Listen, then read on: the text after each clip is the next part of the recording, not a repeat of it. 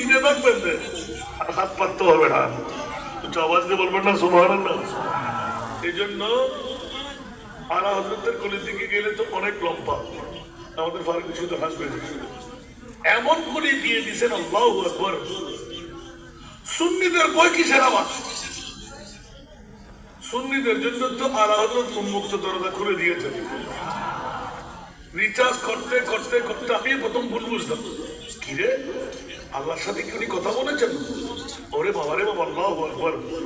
যখন নিজেকে নিজে কোরবানি দিয়ে মুস্তাফার কদমে ফেলে দিলেন, নিজেকে জিজ্ঞাসা করতে লাগলেন, এই মৌলানা আহমদ রিজা, মামলা কি? তোর ভয় কিসের, চিন্তা কিসের করস? সুবহানাল্লাহ।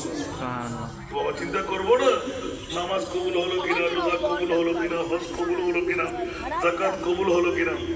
আপনাদের সন্তান কিছুক্ষণ আগে নিউজ দিয়ে বলে ওই হাদিসের তরজমা মাতা সা, সুবহানাল্লাহ বলেন। আপনাদেরকে এবার পড়ে নাই, একটা সংক্ষিপ্ত পরিসরে বুঝে দিয়ে নেমে গেছেন যে, কারণ আমি বসে আছি টান চলে যাচ্ছে। সুবহানাল্লাহ। মাতা সা, আমার মুস্তাফার পাওয়ার। নবী পাক বললেন, মাদাতুলা ইয়া রাসূলুল্লাহ, মাদাতুলা আদাত রাসূল বলতে লাগলেন, তুমি কি তৈরি করেছো? আর ও উত্তর দিচ্ছে, আমি কিছুই তৈরি করতে পারি না। একটু জোরে বলেন না সুবহানাল্লাহ, একটু জোরে বলেন না সুবহানাল্লাহ। কারণ তাহলে মাতা সা কেন বলবে? বলছে ইয়া রাসূলুল্লাহ, আমার